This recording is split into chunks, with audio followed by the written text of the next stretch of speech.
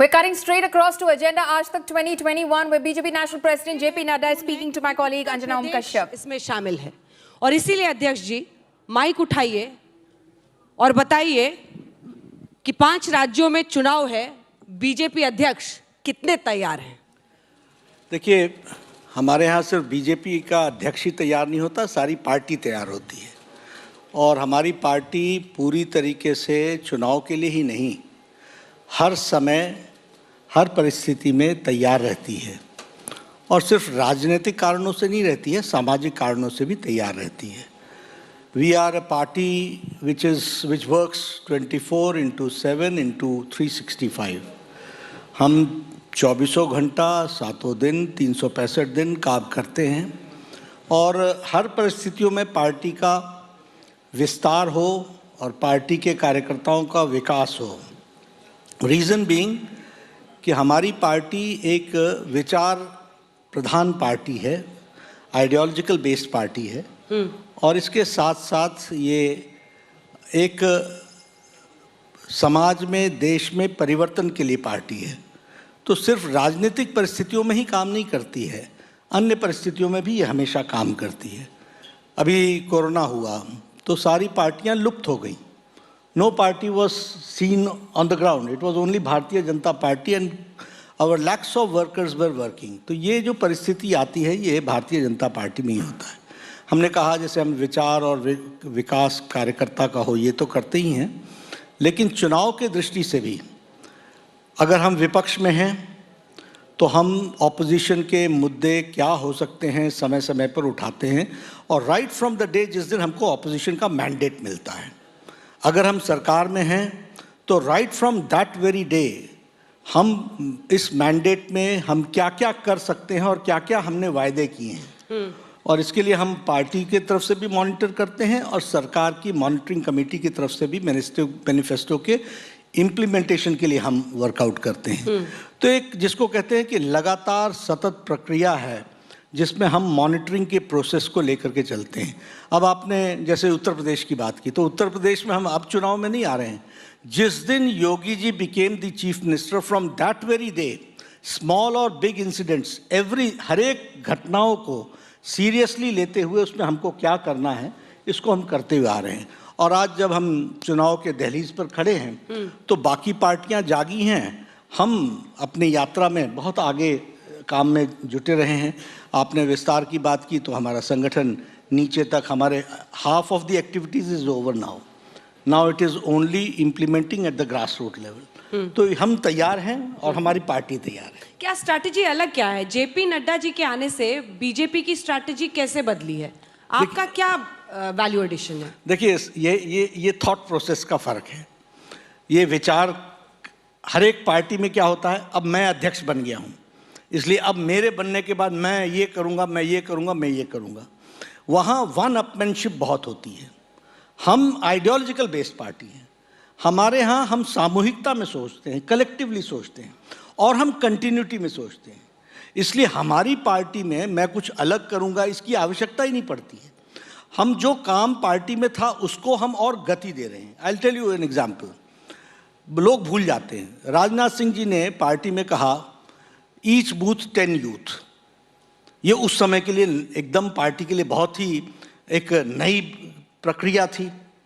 उसी को नितिन गडकरी जी ने आगे बढ़ाया।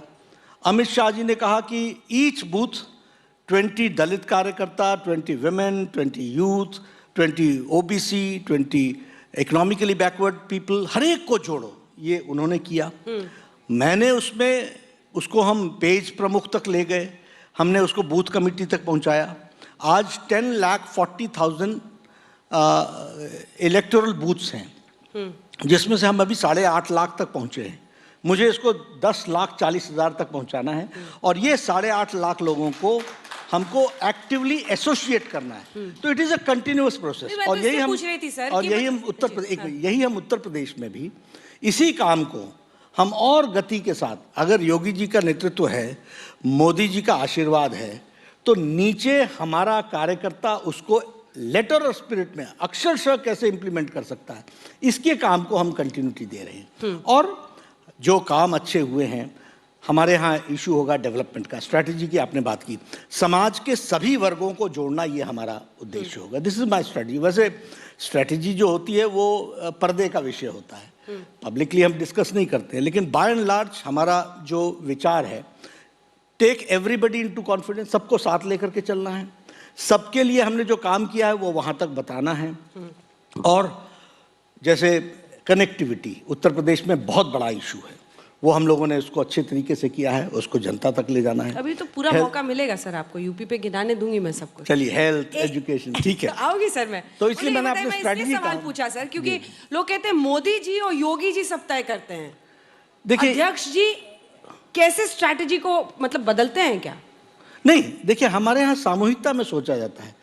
प्रधानमंत्री जी कभी भी जिस विचार को रखते हैं उस विचार के बारे में वह अपने साथियों के साथ हमेशा चर्चा करते हैं। योगी जी जिन बातों को रखने तो मैं मोदी शाह कहना चाह रही थी। हाँ ठीक है, तो जो वो दोनों भी करते हैं, मान लीजिए मोदी जी भी कहते हैं या अमित शाह जी भी कहते हैं, तो मोदी जी के विचार को नीचे तक हम लोगों के द्वारा डिस्कशन हो करके, चर्चा हो करके वह चीज़ आगे छन करके आती है। इसके प्रोसेसेस हैं। प्रोसेसेस ये हैं, मान लीजिए कि कोई आइडिया ओरिजिनेट होता है मोदी जी के द्वारा, तो वो साथियों से चर्चा करते हैं, उसके बाद पार्लियामेंट्री बोर्ड के सभी लोगों से भी चर्चा होती है, चर्चा, और ये पार्लियामेंट्री बोर्ड के सभी सदस्य साथी हैं, उनके साथ चर्चा होती है, फिर नीचे तक थोड़ी जाती है, और उसमें से जो छन करके आता है उसको प्रधानमंत्री जी रखने का प्रयास करते हैं। तो it is under his leadership and he is the leader, so he उनके विचार जो हैं वो तो हैं ही सबसे महत्वपूर्ण, लेकिन वो सबको साथ लेकर के चलते हैं। आपने मंत्री के तौर पर भी उनके साथ काम किया है और अब आप अध्यक्ष जी बन गए हैं, वो कुछ बदला है क्या? कुछ देखने का स्टाइल या बोलने का स्टाइल? देखिए, मोदी जी के साथ मैं जब 29 वर्ष का था और युवा मोर्चा का राष्ट्रीय अध्यक्ष था, तब वो मेरे प्रभारी थे और ऑल इंडिया जनरल सेक्रेटरी थे। तो उस समय से लेकर के उनके साथ मुझे काम करने का मौका मिला। बाद में मैं हिमाचल में विपक्ष का नेता बन गया, बीजेपी ग्रुप का नेता बन गया, वो मेरे प्रभारी बन गए, तो तब भी मुझे उनके साथ काम करने का मौका मिला। बहुत कुछ सीखने का मौका मिला, बहुत कुछ, हर दिन मैं सीखता हूँ। और एक छोटे होने के नाते उनका जो प्यार, उनका जो हर एक समय गाइडेंस है, और गाइडेंस सिर्फ राजनीतिक नहीं होता, उनका गाइडेंस व्यक्तिगत रूप में भी होता है। कोई एग्जाम्पल? क्या हमारे जीवन में हम कैसे बिहेव कर रहे हैं, हमारे दैनंदिन जीवन में, उसमें भी उनका हमेशा सुझाव रहता है, और किस तरीके से हम समाज के लिए उपयोगी हो सकते हैं, how we can utilise every minute for the nation, इसकी प्रेरणा वो हमेशा हम सबको देते रहते हैं। और कोई नौजवान अगर रास्ते से थोड़ा सा दायां बायां जाता है, बहुत कष्ट होता है उनको, वो बड़े स्पष्ट शब्दों में बोलते हैं कि मुझे बड़ा दुख है, बड़ा नौजवान, इससे बहुत आशा है, इसको आगे बढ़ना है, इसको, इतनी चिंता करते रहते हैं। कल पार्टी कैसे चलेगी इसकी चिंता करते हैं, और इसके लिए सब लोगों को अच्छे शब्दों में जो भी सुझाव देना है, राइट फ्रॉम हेल्थ, अच्छा, right from health to how we should behave, how we should go forward. और हम, जैसे उन्होंने कहा कि हमें विश्वास का सेतु बनना है, तो इसको अब वो नरेट करके बताते हैं कि हमको विश्वास का सेतु कैसे बनना है, और इसके लिए एक नहीं अनेकों को बनना है। कैसे बनना है? अपनी क्रेडिबिलिटी बनाओ, अपने आप की, अपने जो आप कहते हो उसके प्रति आप खड़े रहो, कमिटमेंट के साथ खड़े रहो, बोलने के पहले 10 बार सोचो, बोलो तो फिर उसको पूरा करो। ये सारी चीज़ें छोटी छोटी बातें हैं, लेकिन वो इनफॉर्मल एजुकेशन में बहुत कुछ हमको बताते हैं। और मैं तो कह सकता हूँ कि उस समय से, और एक 29 साल का लड़का क्या होता है, नटखट बालक होता है, वो एक रिवोल्यूशनरी भी होता है, तो वहाँ से पॉलिटिक्स में होता है सर नटखट बालक और 50 वाला युवा। देखिए, अब ये तो ऐसा है कि हर एक की सुविधा के अनुसार हो जाता है, जैसे जैसे होता है, तो अब मैं उसके बारे में तो नहीं कहूँगा, लेकिन मैं अपने आप को तो नटखट बालक ही कहूँगा। उस समय से लेकर के गढ़ना, और सिर्फ मेरे को ही नहीं किया उन्होंने, ऐसे बहुत से लोग हैं जो पार्टी के लिए आगे बढ़ने के लिए हमेशा प्रयासरत रहे। उनके साथ उनका व्यक्तिगत संबंध, व्यक्तिगत बातचीत, उनके परिवार से लेकर के उनके सारे लोगों के, उनके दैनंदिन जीवन में घटने वाली घटनाएं, यहाँ से लेकर के पर्सनल सजेशन से लेकर के सब चीज़ों में उनका बहुत बड़ा योगदान। अब आते हैं सर उत्तर प्रदेश पर। गन्ना में फंस गए, अब जिन्ना का सहारा है। कोई गन्ना में नहीं फंसे, गन्ना में किसान जा रहे हैं। गन्ना में हमारे विरोधी फंसे हैं। ये योगी जी की सरकार है जिसने 1,40,000 करोड़ गन्ना का भुगतान किया है। This is on record. और हमने समाजवादी पार्टी अखिलेश का भी उधार दिया है 10,000 करोड़ रुपए उसका भी दिया है। और अखिलेश ने 95,000 करोड़ पे दिया था, हमने 1,40,000 करोड़ रुपए भुगतान दिया है। ये दोनों बीएसपी एसपी दोनों की सरकारें मिला करके इससे ज़्यादा बनता है जो योगी जी ने दिया है। इनके टाइम में बीएसपी के टाइम में 21 चीनी मिलें बंद हो गई। इनके टाइम में 11 चीनी मिलें बंद हो गई अखिलेश के ज़माने में। हमारे टाइम में चीनी मिलें खुली और उनको फिर से रिवाइटलाइज किया गया। इतना ही नहीं, गन्ने की खेती वेस्टर्न यूपी में बढ़ी है। जो गन्ने की खेती करते हैं उनकी संख्या बढ़ी है। पेराई सबसे ज़्यादा गन्ने की उत्तर प्रदेश में हो रही है। हमारे एथेनॉल का भी सबसे ज़्यादा जो हो रहा है वो भी उत्तर प्रदेश में हो रहा है। तो इसलिए गन्ने का जहाँ तक सवाल है, हम लोग पूरी ताकत के साथ जो काम योगी जी ने किया है उसको किसान के सामने रखने वाले हैं। और किसान उस बात से कन्विंस भी है कि सबसे ज़्यादा भुगतान हमने किया। जहाँ तक आपने जिन्ना की बात कही है, अखिलेश जी इस विषय को लेकर के आए हैं। निश्चित रूप से ये उनकी मानसिकता को भी प्रदर्शित करता है और उनके साथ साथ वह वोट की राजनीति के लिए क्या कर सकते हैं और देश की विघटनकारी ताकतों को इयोलॉजाइज कर सकते हैं, उसको वो एक ऊंचे पेडिस्टल पर दिखाने की कोशिश कर सकते हैं। और देश ने देखा है कि देश का विभाजन हुआ, जिन्ना का क्या रोल है, सरदार पटेल, और उसको एक मंच पर लाके खड़ा करते हैं। तो ये सब चीज़ें भी जनता के बीच में ले जाना ये हमारी जिम्मेदारी है। अच्छा हो गया ना सर आपके लिए। तो देखिए, हम अच्छा नहीं मानते, हम लपक लिया आपने सर। देखिए, लपकने का सवाल नहीं है। अब आपने अखिलेश की बात की, कई लोग कहते हैं आपके लिए चैलेंज होगा। मैं कहता हूँ अखिलेश चैलेंज नहीं है, लेकिन अखिलेश की मानसिकता जो प्रदर्शित हो रही है ये हम सबके लिए चैलेंज है।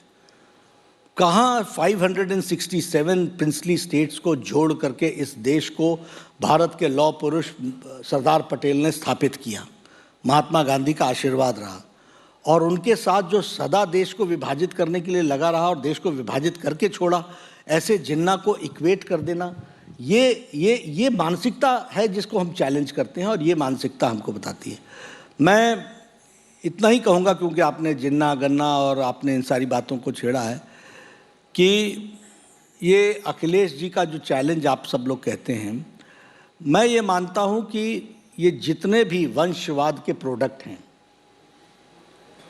ये सब सुपरफिशियल थिंकिंग रखते हैं और ये सब लोग सतही तौर पर ही विचार रखते हैं। कहीं आप ज्योतिरादित्य सिंधिया के बारे में तो नहीं, मैं अखिलेश के बारे में बोल रहा हूँ। मैं उन लोगों के बारे में बोल रहा हूँ जो वंशवाद के दृष्टि से निकल करके आए हैं।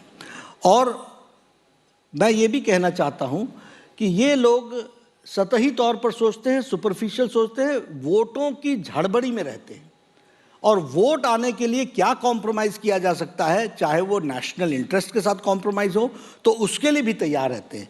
ये मानसिकता जो है, ये इसको मैं बहुत ही चिंताजनक मानता हूँ और मैं इसको एक चैलेंज मानता हूँ। और मैं अखिलेश जी को भी उनकी पार्टी के लिए और उनके लिए खुद को वो चैलेंज है, ये मैं मानता हूँ।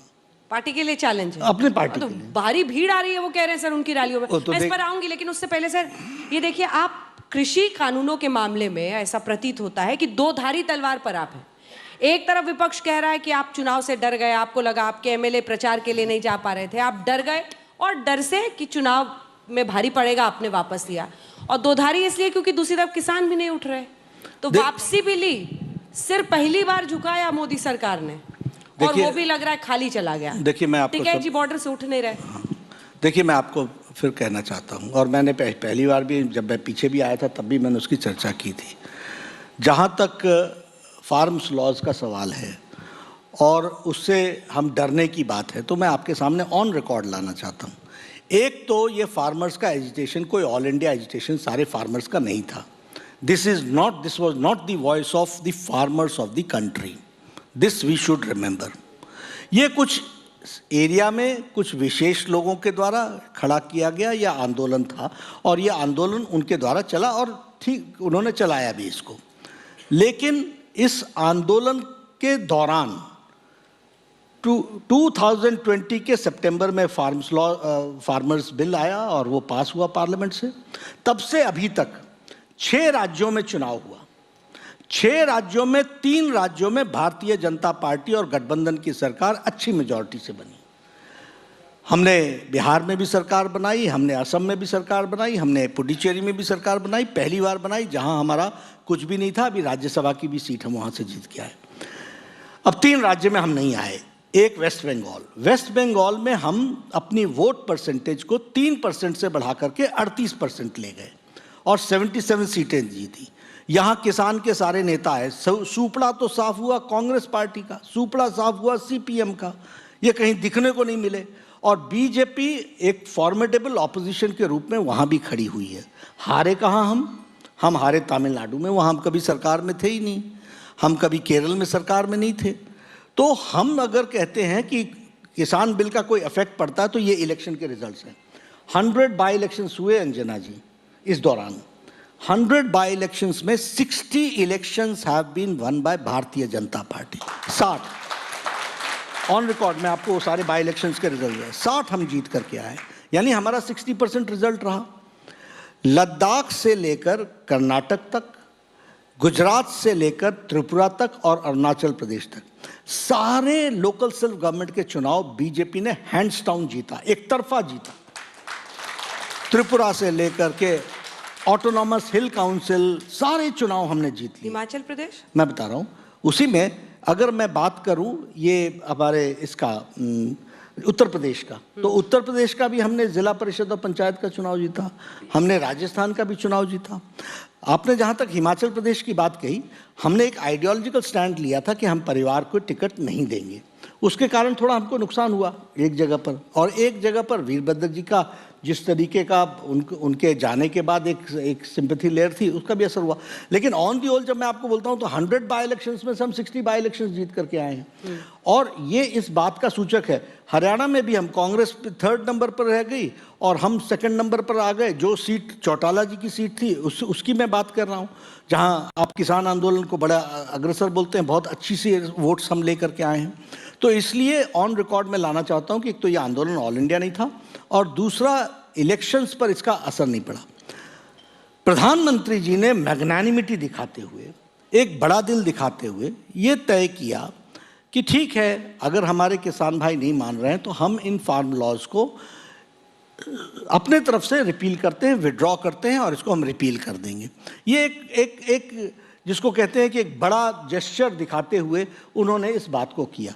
लेकिन हम डर गए। हम इसलिए, मैंने आपको पिछली बार में भी कहा था कि नीचे तक जाएंगे और चीज़ों को ठीक ढंग से समझाने का प्रयास करेंगे और हम करके इसमें सफल होंगे, ये बात हमने कही। तो एमएसपी गारंटी कानून मांग रहे हैं सर।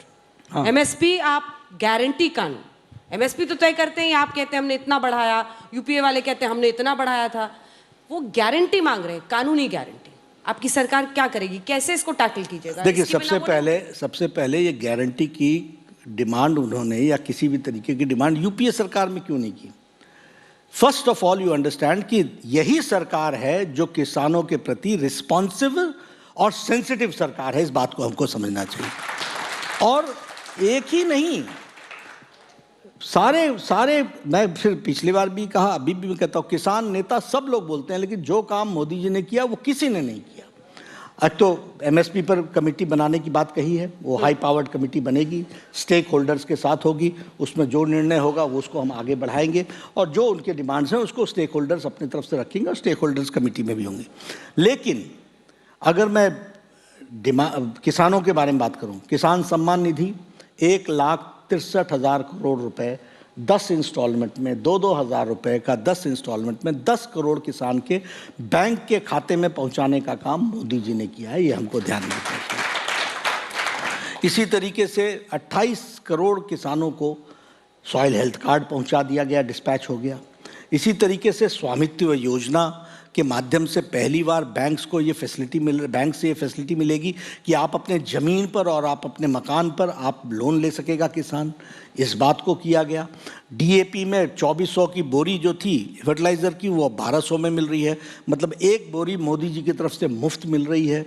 उसी तरीके से ईच ड्रॉप मोर क्रॉप, इस बात को भी इरिगेशन को बढ़ाने का प्रयास किया। किसान पेंशन लेने लग गया है, यह परिस्थिति आकर के खड़ी हुई है। तो किसानों के प्रति सेंसिटिव गवर्नमेंट जो है और किसानों के प्रति सही माने में उनको एम्पावर करने का काम किया है, तो वो मोदी सरकार ने किया। ये हमको ध्यान में रखना चाहिए और जो कमेटी फैसला करेगी उसको मतलब तो सर किसानों को गदगद होना चाहिए था। आपने इतने सारे काम गिना दिए, सीधा बैंक में पैसा पहुंचाना बता देखिए, अभी हमने प्रधानमंत्री जी ने एक फादरली फिगर के तरीके से सभी लोगों को कहा है कि किसान अपना आंदोलन वापस लें और इसको वो और हमने रिपील कर दिया, इस तरीके की बात कही है। अब आंदोलन पर आप मुझे कहना चाहें, मैं इस समय ज़्यादा कहना नहीं चाहता हूं, लेकिन आंदोलन में आप कहिएगा कि आप समझा नहीं पाए, समझाएं क्या? मेरा अगला सवाल यही था। पीएम ने बोला ना, यही बोला सर उन्होंने कि हम समझा नहीं पाए। आप दावा करते हैं सर आप विश्व की सबसे बड़ी पार्टी हैं, तो बीजेपी क्यों नहीं समझा पाई? मैं बताता हूं, कार्यकर्ताओं को भेज देते। हम समझाने में सक्षम हैं। हमें यही समझ में नहीं आया कि किसान को समझाना क्या है, कौन सा पॉइंट है जो समझना चाहते हैं। किसी भी क्लॉज के बारे में उनको कौन सी चीज़ है जो उनको समझना है। उनको समझना नहीं है। जिन लोगों ने तय कर रखा है। अब मैंने कई बार पूछा कि बताओ, आपको एसेंशियल फूड कमोडिटीज़ में आपको कोई ऑब्जेक्शन है? आपको कॉन्ट्रैक्ट फार्मिंग में ऑब्जेक्शन है? आपको सब्जी मंडी पर ऑब्जेक्शन है? कौन सी धारा है जो आपको तंग कर रही है? कौन सी धारा है जिससे किसान का नुकसान होगा? कौन सा ऐसा सेक्शन है जिससे आपको नुकसान होगा? ना रिपील करो। तो हम ही नहीं समझ पाए कि भैया इनको कौन सी चीज़ नहीं समझ में आ रही है। इसके बाद हमको ये समझ में आया कि ये आंदोलन करते रहेंगे, ये इनका उद्देश्य अगर है तो उसका तो कोई इलाज नहीं है। उसका इलाज फिर धरती पर हम लोगों को चीज ठीक ढंग से समझाएंगे और उसके नतीजे आएंगे, ये हम आपको जरूर बताना चाहेंगे। ये डर इसलिए ये कहा ये जा रहा है कि आप लोग इस बार डरे हुए क्यों हैं? क्योंकि कृषि कानून वापसी की आप लोगों ने। दूसरा, बूथ कॉन्फ्रेंस करेंगे, आप खुद करेंगे जाकर, अमित शाह जी करेंगे, राजनाथ सिंह जी करेंगे क्षेत्रवार तरीके से, और सारे हैवी वेट्स उतर रहे हैं। मतलब मामला थोड़ा गड़बड़ है इसमें। देखिए, पहले मैंने आपको डर की बात बता दी, इलेक्शन के सारे नतीजे आपके सामने रख दिए। कोई डर की बात नहीं है। बीजेपी कभी ना घबराती है ना डरती है। 18 करोड़ की पार्टी है, डरने की बात क्या है? सारे लोग मिलकर के लगेंगे, सारी चीज़ों को ठीक करेंगे, क्या दिक्कत है? और मैं अकेला थोड़ी ना करने वाला हूँ, हम सब लोग मिल करके करने वाले हैं। मैं कभी भी अपने आप को कभी भी कमज़ोर नहीं महसूस करता हूँ। इतनी बड़ी संख्या लीडर्स की है, इतनी हाँ सर, पूरी के पूरी कैबिनेट उतार देंगे आप यूपी में। अब उसको सुनिए, उसकी भी मैं बात करता हूँ आपको। अभी ये बूथ कॉन्फ्रेंसेस हुआ, थोड़ा सा मिस रिप्रेजेंटेशन ऑफ फैक्ट्स हो गया। कहा गया कि हमने बूथ के इंचार्जेस बना दिए। नहीं, हमने इंचार्जेस नहीं बनाए। हमने बूथ के कॉन्फ्रेंसेस के लिए लीडर्स जाने को तय किया। अब मैं गोरखपुर गया हुआ था। गोरखपुर में एक गोरखपुर क्षेत्र का बूथ कॉन्फ्रेंस थी। बूथ के सिर्फ अध्यक्ष बुलाए थे। संख्या कितनी थी? 30,000। और 30,000 जब बीजेपी का कैप लगा करके बैठे थे तो मेरा भी दिल गदगद हो गया। मैंने कहा केसरिया ही केसरिया दिख रहा है। और मैंने कहा ये सम्मेलन है कि जनसभा है, मैं अंतर नहीं पता कर पा रहा हूं। तो आप बताइए, अगर 30,000 लोगों को एड्रेस करना हो तो अमित शाह न जाएं, राजनाथ जी न जाएं और हम न जाएं, और उनको हम मोबिलाइज ना करें, उनको हम ताकत ना दें, और उनको हम जिसको कहते हैं कि पैट ना करें, उनको हम शाबाशी ना दें, तो कैसे पार्टी चलेगी? इतनी बड़ी संख्या में, इतनी बड़ी। अब गोरखपुर में मैं गया तो मैं बार बार कह रहा था कि ये मुझे लग ही नहीं रहा है कि मैं कोई ऑर्गेनाइजेशनल वर्कर्स को संबोधित कर रहा हूँ। The number is so huge, 30,000। और 30,000 लोग जब सामने खड़े हैं और ये सम्मेलन है, कॉन्फ्रेंस है, तो अगर बीजेपी के कॉन्फ्रेंसेस 30,000 के होने लगेंगे तो फिर केंद्रीय स्तर का ही नेता कोई जाएगा जो उसको एड्रेस करेगा और उसको रखेगा। आप हजारों में बात करें, अखिलेश जी कह रहे हैं लाख से कम लोग तो आ ही नहीं रहे हैं उनकी भीड़ में, उनकी रैली में। तो हमें अखिलेश कितने बड़े चैलेंज के तौर पर आप देख रहे हैं? मैंने तो आपको पहले कहा कि उनके यहाँ प्रजातंत्र है, अगर वो आ रहे हैं तो हमें दिक्कत कहाँ है? आप लाइए, हर एक चुनाव में लोग आते हैं। किस कारण से आते हैं और किन कारणों से आप बुलाते हैं और किन बैकग्राउंड में आप बुलाते हैं वो जनता जानती है। उनका क्या चुनाव फैक्टर होता है वो भी आपको मालूम है। वो किस तरीके के लोगों को प्रोत्साहन देते हैं वो भी मालूम है, जग जाहिर है। किस तरीके के लोग साहब? जिस तरीके का गुंडा राज उनके टाइम में रहा है, जिस तरीके के एक विशेष वर्ग के लोगों का बोलबाला बुलाते हैं, जिस तरीके से उन लोगों को इस बात के लिए प्रोत्साहन देते हैं कि तुम हमारी सरकार बना दो, उसके बाद तुम्हारा राज चलेगा, थाना तुम्हारा, डिस्ट्रिक्ट तुम्हारा, इलाका तुम्हारा, सब डिवीजन तुम्हारा, बाकी जनता जाए जहां जाना है। तो ऐसे लोगों को चैलेंज कौन है? बीजेपी है। और उन लोगों का जिनका रोजगार चला गया, अब सारे के सारे माफिया उत्तर प्रदेश छोड़ करके चले गए, वो बेरोजगार हो गए, तो वो तो अखिलेश के साथ खड़े होना चाहेंगे ही चुनाव में। यही तो उनके लोग हैं, ये जो खड़ा होना चाहते हैं। क्या आप यादवों के बारे में बोल रहे थे? मैं ऐसा कभी नहीं कहता हूँ, वर्ग विशेष। वर्ग विशेष कौन सर? आपको मालूम है मैं अब इस तरीके से क्यों बोलूं, लेकिन हाँ, वह सबको रिप्रेजेंट नहीं करते हैं, वो समाज को खंडित करते हैं। उनकी भाषा वो वर्ग को भी और धर्म को भी, दोनों को खंडित करता है और देश को भी खंडित करने की योजना बनाता है। इस बात को हमको उनकी भाषा से स्पष्ट दिखता है। प्रियंका गांधी आजकल बहुत सक्रिय है और हमने देखा हाथरस से लेकर लखीमपुर खीरी, वो भी जबरदस्त उनको लड़ते हुए देख रहे हैं आप? देखिए, प्रियंका जी आई हैं, अच्छी बात है, प्रजातंत्र है, सबको आना चाहिए, सबको इस संगठन के काम में करना चाहिए, लोग जुड़े, अच्छी बात है, वो अपनी बातों को कहें, अच्छी बात है। लेकिन एक बात ध्यान में रखनी चाहिए कि लीडर और रीडर में अंतर होता है। लीडर और रीडर रीडर लिखे हुए भाषण से जनता में काम नहीं होता, इसमें से निकलना पड़ता है, इसकी खुशबू में से निकलना पड़ता है, इसके लिए लगना पड़ता है। चुनाव से 4 महीने पहले आकर के तो ये आप लीडर नहीं होएगा, आप रीडर होइएगा। आपको जो समझा दिया जाएगा वो आप बोल करके आगे चल देंगे। तो ये हमको समझना चाहिए। और मुझे तो बड़ी खुशी है, मैं उनको देखा, वैसे मैं किसी पर टिप्पणी नहीं करता हूँ, लेकिन मुझे खुशी है कि भारतीय जनता पार्टी के कार्यशैली ने और हमारी संस्कृति ने, इन नेताओं ने जिन्होंने कभी भी मंदिर के दर्शन नहीं किए, आजकल चंदन लगा करके भाषण दे रहे हैं। ये इस बात का सूचक है कि राजनीति में किस तरीके से जो चीज़ों में बदलाव आ रहा है, उसके साथ आपको समावेश होना पड़ रहा है। देर आए दुरुस्त आए, भगवान आपको सुबुद्धि दे, आप काम में जुटिए। और ये प्रजातंत्र है, किसी की वो तो है नहीं कि सिर्फ हम ही रहेंगे, जो हैं अच्छे से बढ़े, हम यही उनको कामना करते हैं। यूपी में लेकिन सर छोटे दलों के साथ गठबंधन जो पिछली बार आप लोगों ने साधा था, वो काफी हद तक निर्णायक रहता है कि कौन सी पार्टी कैसे। कहीं इस रेस में आप अखिलेश से पीछे तो नहीं हो रहे? एंटी बीजेपी पॉलिटिक्स के वो सेंटर बन रहे हैं, राजभर हो, तमाम पार्टी, आरएलडी हो, जो पूर्वांचल पुराने साथी आपके थे, वो भी सब उनकी तरफ मैग्नेट की तरह चिपक रहे हैं। कहीं गठबंधन वाले जो छोटे दलों के साथ जो आप लोगों की पॉलिसी थी पहले, इसमें कहीं आप रेस में पीछे तो नहीं है? देखिए, हम इस बात से पूरी तरीके से सजग हैं और हम जानते हैं कि slowly steadily all will unite against भारतीय जनता पार्टी। इन्होंने पिछले चुनाव में भी किया था। पहले इन्होंने समाजवादी और कांग्रेस का जो गठबंधन हुआ 2017 में, बाद में समाजवादी और बीएसपी का गठबंधन हुआ। आप सब लोगों ने कहा बड़ा प्रबल गठबंधन है, ये तो हिला देगा। मैं ही उत्तर प्रदेश का इंचार्ज था, मैं उस समय भी कहता था दिल थाम के बैठो, एक तरफा नतीजा आएगा, और वो एक तरफा नतीजा आया। तो we are ready for it. In coming times ये सब इकट्ठे होंगे। और देखिए, जब हम राष्ट्रीयता के साथ, देश सेवा के साथ चल रहे हैं, तो आप या तो एजेंडा बदलो या फिर आप इकट्ठा होकर के चलना चाहते हो तो चलो, हम भी तो राजनीति कर रहे हैं, तो हम भी आपको उस तरीके का जवाब देंगे।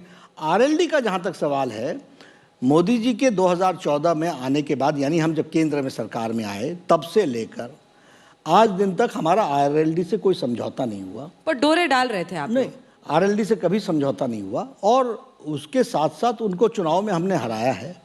जहाँ तक पूर्वांचल के सवाल है, हमारे एक साथी हमको छोड़ करके गए, लेकिन वो 2019 के पहले ही छोड़ करके चले गए, और उस समय समाजवादी और बीएसपी का बहुत जोरदार गठबंधन था, उसमें भी हमने पूर्वांचल में उनको हराया है। तो हम उसको मान करके चलते हैं। हमारे तरफ से कोशिश ये होती है कि हम किसी को अपने तरफ से नहीं भेजेंगे, हम किसी को अपने तरफ से डिस्टर्ब नहीं करेंगे। हाँ, पॉलिसीज़ पर हम कॉम्प्रोमाइज़ नहीं करते हैं।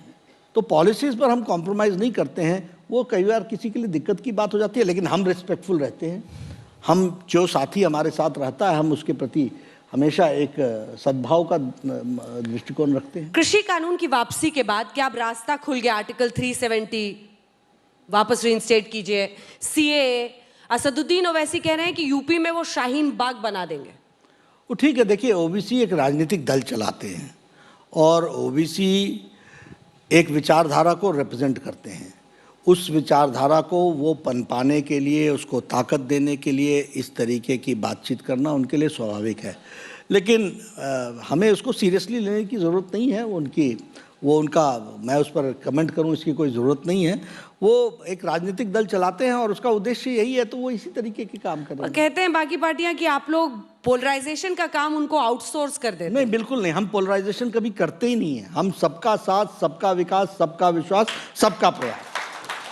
और देखिए, जब हम कहते हैं, और कहने के लिए नहीं कह रहा हूं मैं, हम लाभार्थियों से मिलने की बात करते हैं। Who are the लाभार्थीज?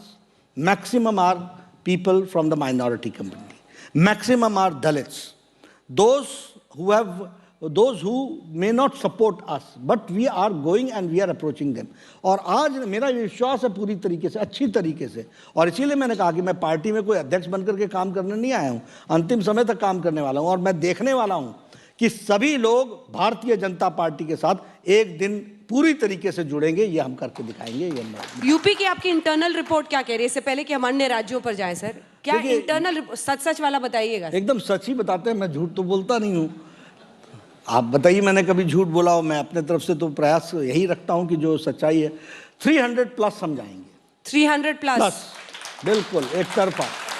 और चुनाव जैसे जैसे गर्म होगा वैसे वैसे हमारी सरकार बनने का आसार तो है ही, लेकिन 300+ के नंबर के साथ जाएंगे। गर्म होगा मतलब जिन्ना? नहीं, शमशान। देखिए, ये तो हमारे, जिस मैंने कहा ना कि अखिलेश जी तो खुद अपने आप के लिए चैलेंज है, तो वो इस तरीके का चैलेंज उठाते रहेंगे तो हम जवाब तो देते ही रहेंगे। क्योंकि इसमें से देखिए डिसइंटीग्रेटिव फोर्सेस के लिए क्या डिज़ाइन है, इसको तो हमको समझना पड़ेगा। और हम समझते हैं तो हमको समाज को बताना ये हमारी जिम्मेवारी है, देश को बताना हमारी जिम्मेवारी है। अब जरा पंजाब और बाकी राज्य जो हैं उस पर जल्दी जल्दी आ जाते हैं। सर, पंजाब में आपको क्या लग रहा है? क्या बहुत नाराजगी है किसानों को लेकर? आपके कृषि कानून की वापसी आपको लगता है कुछ बदलाव होगा? देखिए, क्या रणनीति होगी? देखिए, कृषि कानून के वैसे पंजाब के अंदर भारतीय जनता पार्टी के लिए हमेशा एक सद्भाव रहा है। ये कृषि कानून वापस होने के बाद जो एक उनके दिलो दिमाग पर एक कंटेंशन था वो भी हट गया है। इसलिए पंजाब में हमारी स्थिति और हमारे प्रति, और इसका सबसे बड़ा उदाहरण आज जो वरिष्ठ लोग भारतीय जनता पार्टी में पंजाब के नेता ज्वाइन कर रहे हैं, ये इसका सबसे बड़ा सिग्नल है। ये हम नहीं बता रहे हैं, सब लोग पार्टी को ज्वाइन करने के लिए आगे आ रहे हैं। हम तो 23 सीटों पर लड़ने वाले लोग हैं। हम 23 सीट पर लड़ने वाले लोगों के साथ जुड़ने के लिए अगर मान लीजिए कि अकाली दल के कुछ लोग तैयार होते हों, कांग्रेस पार्टी के लोग तैयार होते हैं और आ रहे हैं, बड़े बड़े लोग आ रहे हैं, बड़े बड़े नाम आ रहे हैं, तो this is an indication that in Punjab भारतीय Janata party has got a very congenial environment. हमारे लिए बहुत अच्छी फेवर की बात है। दूसरी बात कि जितना हमारे सिख भाइयों के लिए मोदी जी ने किया है, और दिस इज़ ऑन रिकॉर्ड, ये हमारे सिख भाई भी मानते हैं, उतना किसी ने नहीं किया है। गुरुद्वारा प्रबंधक हरमंदिर साहब ने फॉरेन कंट्रीब्यूशन रेगुलेशन एक्ट को उसको लागू करके वहाँ फॉरेन कंट्रीब्यूशन मिल सके, इसकी चिंता की गई। लंगर में जीएसटी न लगे, देश भर में न लगे, इसकी चिंता मोदी जी ने की है। करतारपुर साहिब, नानक साहिब 120 करोड़ रुपए का कॉरिडोर बना के 70 साल जो दर्शन नहीं कर सकते थे उनको दर्शन देने का काम किया, तो नरेंद्र मोदी जी ने किया, इसको हमको समझना चाहिए। जामनगर में 750 बेड का हॉस्पिटल बना करके सिख भाइयों को दिया, तो मोदी जी ने दिया है। ब्लैक लिस्टेड सिख भाई जो थे उसमें से 314 के ब्लैक लिस्ट हटाई गई, सिर्फ 2 बच गए हैं जिन पर ब्लैक लिस्ट है, ये भी काम किया। 1984 के राइट्स के 40 साल बाद जो लोग दिल्ली में दनादन घूम रहे थे, आफ्टर 40 ईयर्स SIT बैठाकर उनको जेल के अंदर डालने का काम किया, तो नरेंद्र मोदी जी की सरकार ने किया। तो इसलिए हर एक तरीके से 350 साल का गुरु गोविंद सिंह जी का प्रकाश पर्व बहुत हर्षोल्लास के साथ मनाया गया, उसमें योगदान किया। जलियांवाला बाग का जो जीर्णोद्धार हुआ और आज वहाँ साउंड एंड लाइट प्रोग्राम और उसको जो अपडेशन किया गया, वह भी मोदी जी के प्रेरणा से और उनके डायरेक्शन पर हुआ है। तो जितना सिख भाइयों के लिए काम हुआ और उनके जो इश्यूज थे उनको एड्रेस हुआ है, उतना किसी ने नहीं किया, वो मोदी जी ने किया है। और यह बात हम जनता के बीच में और सिख भाइयों के बीच में भी रखने वाले हैं। कृषि कानूनों पर ही अकाली दल ने अपना समर्थन एनडीए से खींच लिया था। अब जबकि कृषि कानूनों की वापसी हुई है, क्या अकाली दल के साथ कोई समझौता गठबंधन हो सकता है? क्या कोई बातचीत आपकी हुई है? नहीं, हमारी कोई बातचीत नहीं हुई है। देखिए, वो गए भी अपने आप थे। वो एक दिन आए थे मेरे पास, सुखबीर जी आए थे और बाकी लोग आए थे, हम आपसे विड्रॉ करते हैं सपोर्ट। हमने कहा देखो, हम तो कभी किसी को भेजते नहीं हैं। हमारा सबसे, और पिछले चुनाव में सब लोग बोल रहे थे, लास्ट चुनाव में, कि बीजेपी अकेली लड़े। हमने कहा नहीं, प्रधानमंत्री जी ने कहा कि सबसे पुराना गठबंधन है, हम नहीं तोड़ेंगे, कम वोट में। We can face some problems in the elections, but हम साथ चलेंगे। वो हमको छोड़ करके गए। उसके बाद हमने जो काम किया है वो मैग्नानिमिटी को ध्यान में रख करके किया है। अकाली दल ने कोई ऐसी चर्चा भी नहीं की है। फोन पर भी बात नहीं? नहीं, ऐसा नहीं है। उनके साथ कोई बातचीत नहीं हुई है, तो इसलिए हम उस पर। कैप्टन अमरिंदर, उनके साथ हमारी बातचीत चल रही है, उनके साथ हमारी बात चल रही है। देखते हैं आगे चल करके क्या हो। क्या वो किसानों के साथ समझौता कराने में भी आप लोगों के साथ संपर्क में है? ऐसा नहीं। वो अब उनके साथ चुनावी दृष्टि से आगे के लिए बात चल रही है। उत्तराखंड में पर अब आते हैं सर, आपने 3 सीएम बदल दिए। बच्चे नाम याद कर करके मुख्यमंत्री का परेशान हो जाते हैं, याद करते हैं तब तक अगला सीएम का नाम आ जाता है। देखिए, ये भारतीय जनता पार्टी एक जीवंत और जीवित पार्टी है। हर टाइम हर विषय को हर तरीके से संपूर्णता में हम लोग सोचते हैं। तो जिसकी कुर्सी जाती है जरा उसकी सोचिए। हम इस तरीके से सोचते नहीं है, ना किसी की कुर्सी जाती है। हम सबको सम्मान देते हुए चलते हैं, और हमारे जो ओल्डर जनरेशन ने जो अच्छा काम किया है उसके प्रति हम साधुवाद भी देते हैं। और ये नहीं है कि आपको हमने चीफ मिनिस्टर से हटा दिया तो आप पार्टी में आपको कोई जिम्मेवारी नहीं है। आपको पार्टी में बहुत अच्छी जिम्मेवारी, अहम जिम्मेवारी देने वाले हैं, और हम देते भी हैं। लेकिन ये हमारा सोच नहीं होता। मैंने कहा ना, वन अपमेंटशिप चलता नहीं है।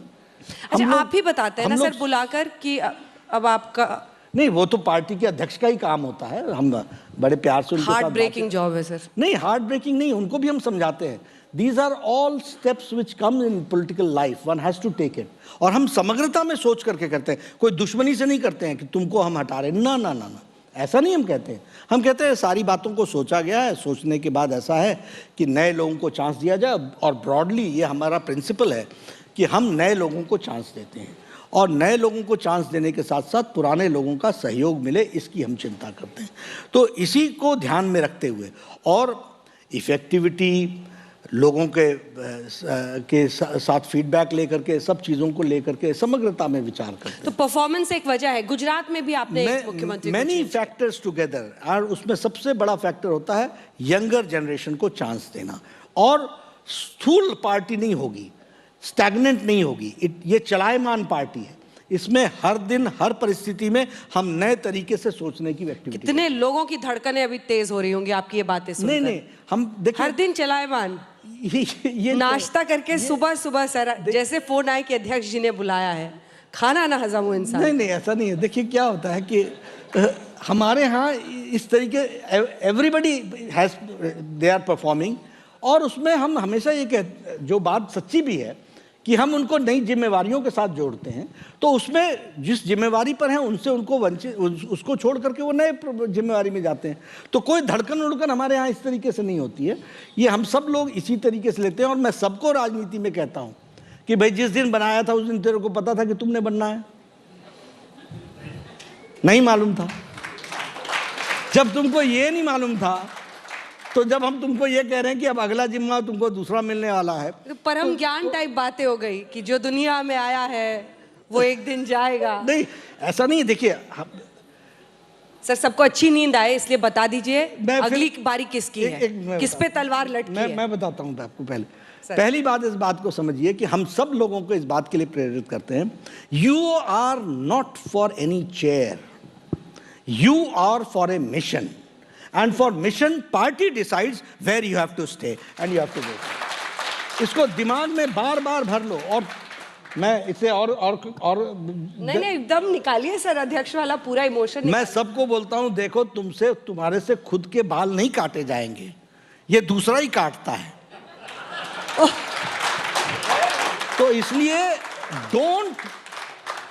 Don't try to see to it कि तुमने अपना कैरियर बनाना है, ये तुम अपना काम करते चलो। यहाँ पार्टी में आपके लिए बनाने के लिए बहुत लोग बैठे हैं, वो पूरा काम करेंगे, अच्छे से करेंगे और आपको अच्छे तरीके से आगे बढ़ाएंगे। ये हम बार बार उनको इसलिए बोलते हैं क्योंकि आप किसी कुर्सी से चिपक न जाइए और उनके प्रति प्रेम न पैदा कर लीजिए। आप इशू से जुड़िए, आप लोगों की सेवा से जुड़िए, वो काम करने के लिए आप आगे निकलिए, ये हम कहते हैं। एक होता है सर बाल काटना, एक होता बाल संवारना। हम संवारते हैं। संवारते हैं सर, तो सब चैन से सो सके। अगली किसकी बारी है मुख्यमंत्री की? तलवार किस पे लटकी हुई है? आपने अभी गुजरात की बात की। गुजरात में देखिए, हमारा पार्टी 3 दशक से सरकार में है, मजबूत पार्टी है और वहाँ संगठन में आइडियोलॉजिकली चीज़ों को और एक अच्छे संस्कारों के साथ बनी हुई पार्टी है। वहाँ हम लोगों ने एक एक्सपेरिमेंट इस बात को किया है कि हम एक साथ नए जनरेशन को चार्ज देते हैं। ये बीजेपी हिम्मत कर सकती है, ये मोदी जी के नेतृत्व में चलने वाली सरकार और पार्टी ही हिम्मत कर सकती है कि इस तरीके का एक्सपेरिमेंट करें और ओल्डर जनरेशन का साथ मिले और यंगर जनरेशन आगे बढ़े। ये प्रोसेस अगर होता है तो बीजेपी में होता है और ऐसे एक्सपेरिमेंट्स को हम लोग हमेशा करते रहते हैं। मैंने फिर कहा ना, ये जीवंत पार्टी है, इसमें हमेशा हम सोचते रहते हैं और हम पार्टी के कार्यकर्ताओं को भी कहते हैं कि आप मिशन से जुड़े रहो, चलते चलो, कोई चिंता मत करो। ये तुम्हारे बारे में सोचना, मेरे पास ऐसी आपसे अब चर्चा चल पड़ी तो मैं कहूँ। हाँ हाँ बिल्कुल। मैं कई बार मेरे को लोग बायोडाटा लेकर के आते हैं और कह देते हैं, मैं कहता हूँ भैया तुम बीजेपी को पहचाने नहीं। यहाँ तुम ये जो ग्लॉसी पेपर पे बायोडाटा लेकर के आए हो, तुम हमको आधा घंटा दे दो, तुम्हारे सारी जानकारियाँ मैं तुमसे ज़्यादा तुम्हारे बारे में बता दूंगा। ये बीजेपी है। तो यू डोंट नीड कि यू टेल कि हम ये हैं। योगी जी ही अगले मुख्यमंत्री बनेंगे ना अगर जीत हासिल होती है तो? देखिए, हम उनके नेतृत्व में चुनाव लड़ रहे हैं और उनके नेतृत्व में ही हमको आगे जाना है और इस बात को मोहर पार्लियामेंट्री बोर्ड लगाती है, लेकिन उनके नेतृत्व में हम जा रहे हैं। और बीजेपी जीती तो? जी जी जी जी। आपका मन यही है ना, वही बनेंगे ना? होना यही है। अच्छा, यही होना। हाँ, उनके नेतृत्व में हम लड़ रहे हैं, बिल्कुल उनके नेतृत्व में लड़ रहे हैं और उनके ही नेतृत्व में पार्टी सरकार में आ रही है। बिहार के आप हैं सर, और बनारस से आपके पिताजी का भी रिश्ता है, वो रहे हैं। बिहार वाला टच नहीं आता आपकी भाषा में। ऐसा है, 40 साल बाहर हो गए बिहार से, इसलिए टच थोड़ा सा अब नॉर्थ इंडिया में रहा इसलिए। लेकिन बिहार की आपने बात कह दी तो हम कहते हैं, रउआ लोगन सब जानत है कि बिहार के कौनो मुकाबला नहीं थे। और रउआ आपने के भी बिहार आरा जिला घर बा, कौन बात के डर बा। तो थोड़ा बहुत मैं बिहारी जितना बोलता हूँ, समझता तो पूरा हूँ। और एक बात और है कि खाना हिमाचली पसंद है वहाँ का? दोनों, दही चूड़ा भूलता नहीं है, लिट्टी चोखा भूलता नहीं है और हिमाचल की सेपू बड़ी, धुली दाल ये भी नहीं भूलती है। तो और मुझे वैसे सभी प्रदेशों का भोजन बहुत अच्छा लगता है। अब मैं साउथ इंडिया में जाता हूँ तो मुझे वहाँ कोई पराठा पनीर खिला दे तो मैं बोलता हूँ मेरे साथ क्यों अन्याय कर रहे हो, इडली डोसा खिलाओ भाई। तो जो भोजन होता है उस भोजन को मैं अच्छा लगता है और बिहार में बचपन गुजरा है, इसलिए अब मकर संक्रांति हो, दही चूड़ा ना हो तो मज़ा नहीं आएगा, अगर तिलकुट ना मिले तो मज़ा नहीं आएगा, अगर सिलाव का खाजा नहीं खाया तो मज़ा नहीं आएगा। तो ये सब बिहार के साथ जुड़ी हुई चीज़ें हैं। अंगरसा अगर ना मिले तो भी मज़ा नहीं आएगा। तो ये, और मैं अच्छी तरीके से इन सब चीज़ों को चलती हूँ यहाँ से आपको सीधे पार्लियामेंट, क्योंकि वहाँ पर हाजमा विपक्ष का एकदम बिगड़ा हुआ है। 12 सांसदों को आपने सस्पेंड कर दिया है। उनका कहना है कि नियमों को ताक पर रख के किया गया है। 12 आवाजें विरोध की आपने बंद कर दी है। ये सरकार तानाशाह है। और 10 और 11 जो 2 मानसून सत्र के 2 तारीखों का मामला है, उसमें एक दिन पहले जब कई सांसद टेबल तक पर चढ़े, आप लोग बार बार कहते हैं सांसद टेबल पर चढ़े, सांसद टेबल पर चढ़ गए, उनके खिलाफ कोई कार्रवाई नहीं हुई सर। लेकिन अगले दिन जिन 12 सांसदों को आपने सस्पेंड किया है, उनका कहना है कि तानाशाह सरकार है, विरोध की आवाजें बंद कर रही है। बिल्कुल नहीं, हमारा कोई क्या काट है आपके पास इस गति? कोई काट नहीं है। कमेटी ने जो रिपोर्ट दी उसके अनुसार लोगों को सस्पेंड किया गया है और वो तथ्यों के आधार पर किया गया है। और जिस तरीके से उन्होंने संसद को एक तरीके से जो व्यवहार किया गया है वो चिंताजनक है और वह बहुत ही दुखदाई है। हमारे इतिहास में पार्लियामेंट में ऐसी घटना घटे ये हम सब के लिए अच्छा नहीं है। और उसमें एक समिति के रिपोर्ट के आधार पर संसद ने, इस राज्यसभा के लोगों ने ही उसको पारित करके उनको सस्पेंड किया है और ये एक नेचुरल प्रक्रिया है। इसमें कोई तानाशाही, कोई डेमोक्रेसी का गला घोटना ऐसा नहीं है। डेमोक्रेसी का अर्थ है कुर्सी पर बैठ करके अपने डिस्कशन को करो और अच्छी तरीके से बातों को सुन करके काम करो। तो 10 तारीख को जो टेबल पर चढ़े उन पर कार्रवाई क्यों नहीं की? कमिटी देख रही होगी, committee will take action accordingly. लेकिन सर दिक्कत ये है ना कि वो कह रहे हैं पूरे शीतकालीन सत्र में आपने वो कर दिया। नहीं देखिए, जिस तरीके की घटना घटी है उस पर जो कमेटी का रिपोर्ट है, ये हमारा रिपोर्ट तो है नहीं, कमेटी ने जो रिपोर्ट दी है उसके आधार पर किया गया है और उस रिपोर्ट को मोहर लगी है राज्यसभा की, तो उसके अनुसार हुआ। वो पूरे सेशन के लिए हुआ है, वो हुआ है तो हुआ है। और प्रजातांत्रिक राइट्स को अगर मान लीजिए हम अपने हाथों में लेकर के नियमों को ताक पर रख करके चलेंगे तो इस तरीके की एक्टिविटी। विपक्ष का तो चरित्र इस देश में है सर, जब आप लोग थे ऑपोजिशन में तो आप लोग करते थे हो हंगामा। देखिए मैं नोट तक उछालते हुए देखा है देश की संसद ने। देखिए मैं आपको फिर कहता हूँ कि इनको ऑपोजिशन को अगर ऑपोजिशन करना सीखना हो तो हमसे कुछ चर्चा कर लें। मैं विपक्ष का नेता रहा हूँ और मैंने विपक्ष में रहते हुए किस तरीके से काम करना है इसको भी हमने समझा है। सबसे बड़ा वेपन ही ऑपोजिशन का पार्लियामेंट होती है, विधानसभा होती है। उसका उपयोग तो वो तो सरकार को कटघरे में खड़ा करने की जगह होती है। आप उसका उपयोग ना करें तो ये आपकी दिक्कत है। हमारी प्रोडक्टिविटी कहाँ ख़त्म हुई? पिछली पार्लियामेंट में हम लोगों ने लोकसभा में 18 बिल पास किए, 132 घंटे चली। राज्यसभा 104 घंटे चली। 18 बिल हमने राज्यसभा में पास किए। को लोग कह देते हैं कि पार्लियामेंट वॉश आउट हुई। कहाँ वॉश आउट हुई? हमने लेजिस्लेटिव तो सारे बिजनेस हमने पूरे किए। तो सर आप बिना चर्चा के ध्वनि मत से पार करा लेते भैया, तो हमने कहा सबसे कम मिनटों में हमने कहा कि आप इसमें चर्चा में मत आओ। लेकिन अगर आप ये सोचते हैं कि आप डेमोक्रेसी को आप बंधक बना देंगे, ये संभव नहीं है। इस तरीके से हम नहीं होने देंगे और जो सबसे बड़ा वेपन है उसका आप इस्तेमाल कीजिए, उपयोग कीजिए। क्वेश्चन आवर नहीं होगा। क्या सरकार ने क्वेश्चन आवर को रोकती है? Question our is one of the greatest weapon in hand of opposition. मंत्री तैयारी करता है, एग्जामिनेशन किसका हो रहा है? मिनिस्टर का हो रहा है। वो बेचारा तैयारी करके आता है, 1 घंटे आपने उसको स्क्रूटनाइज करना है। अगर मान लीजिए आप क्वेश्चन आवर सस्पेंड करते हैं, सबसे रिलीफ किसको मिलता है? मंत्री को मिलता है। नुकसान तो आपका होता है कि जो आपको वेपन मिला था, जो आपको इस्तेमाल करने का उपयोग मिला था, उसका आपने सदुपयोग नहीं किया। तो इसलिए ना वॉशआउट है ना गतिरोध है। ये ऑपोजिशन, और ऑपोजिशन जो है ना वो हमारी कॉपी करने की कोशिश करती है। देखिए कार्बन कॉपी कार्बन होती है, ओरिजिनल होता है। हम जब विपक्ष करते हैं तो हम ओरिजिनल करते हैं। तो कुछ नया सोचिए ना सर, इतना नया आउट ऑफ बॉक्स, नया नो काम नो वेतन। नहीं वो ठीक है, चलिए आगे चल करके आपका सुझाव उसके बारे में भी विचार किया जाएगा। आप सहमत है मतलब? लेकिन नहीं, ये तो संसद तय करेगी, लेकिन आपका मत कौन सी नौकरी है सर जिसमें सुबह सुबह आइए, लड़ाई झगड़ा कीजिए, घर चले जाइए? यही तो मेरा कहना है कि आप डिस्कशन में क्यों नहीं आते हैं। Short duration discussion, long duration discussion, question से संतुष्ट न हुए तो डिस्कशन, सबके नियम बने हुए हैं। लेकिन सरकार की जिम्मेदारी होती है ना। क्या किया? 15 नोटिस एडजॉर्नमेंट में ठोक रखे। एडजॉर्नमेंट होती है जब आपको सरकार के बेसिक प्रश्नों पर खड़ा होना होता है, तो वो आपको लगता है कि आप उससे निकलने चाहते, वो उस पर आप आते हैं।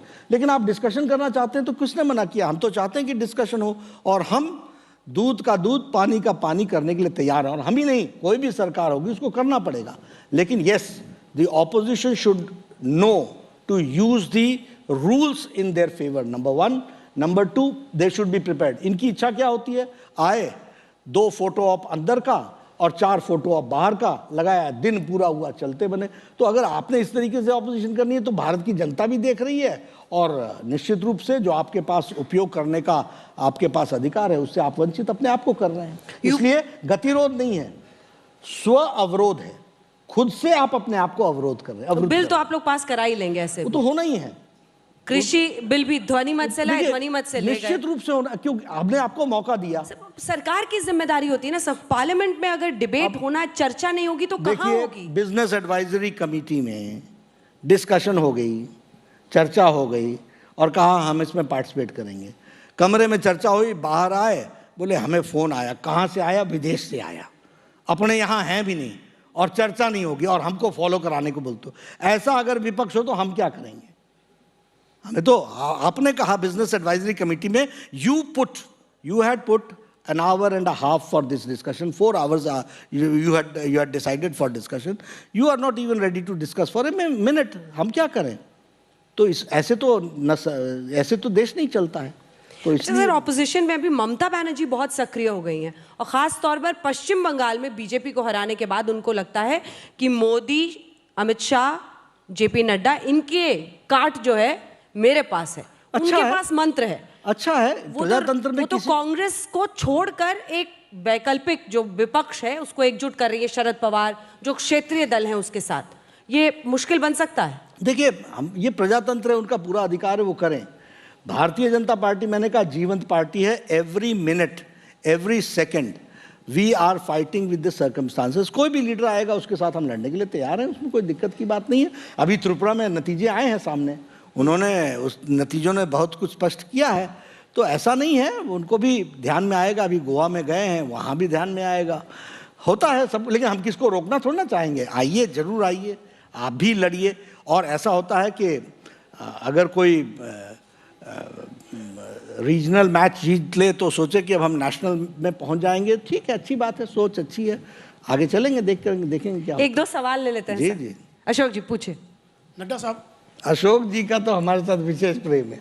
सर, अभी आपने थोड़ी देर पहले बोला कि कुर्सी किसी की सलामत नहीं है, कभी भी कोई जा सकता है। नहीं, ऐसा नहीं कहा। आपने कहा हमने कुर्सी कहा के लिए नहीं है। कुर्सी से मत जुड़ो, हाँ, इशू से जुड़ो। बिल्कुल, और यंगर उसको मौका देना है। तो 2024 तक तो, मतलब ये मेरा ऐसे बोल रहा हूँ मैं, आपकी सेंस मैंने पकड़ी जो, कि 2024 तक तो बहुत से लोग रिटायर हो जाएंगे, फिर नई यंगर जनरेशन आएगी, चाहे वो सेंटर हो या कहीं भी हो। एक तो ये सवाल मेरा एक्चुअली दूसरा है कि यूपी में योगी और उनके काम, जो भी नतीजे आए, जीते या हारे जो भी हो, जो नतीजे आएंगे वो योगी और उनके काम पर आएंगे या मोदी और उनके काम पर आएंगे? किसके उस पर पड़ेंगे? देखिए, डबल इंजन की सरकार पर आएंगे।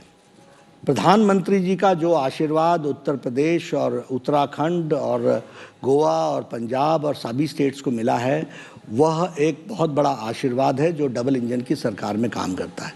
उसको इफेक्टिवली इम्प्लीमेंट योगी जी ने किया है, धरती पर किया है। इसलिए योगी जी के काम पर और मोदी जी के आशीर्वाद पर हम सरकार में आएंगे।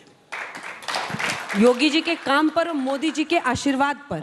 मोदी जी ने जो वहाँ उत्तर प्रदेश पे जो सारे फंड्स, स्कीम्स, सारी चीज़ों का मॉनिटरिंग भी किया है और जो सपोर्ट दिया है और उसको इम्प्लीमेंट किया है धरती पर मोदी जी ने, योगी जी ने। अब प्रधानमंत्री किसान सम्मान निधि अच्छे से लागू हुआ।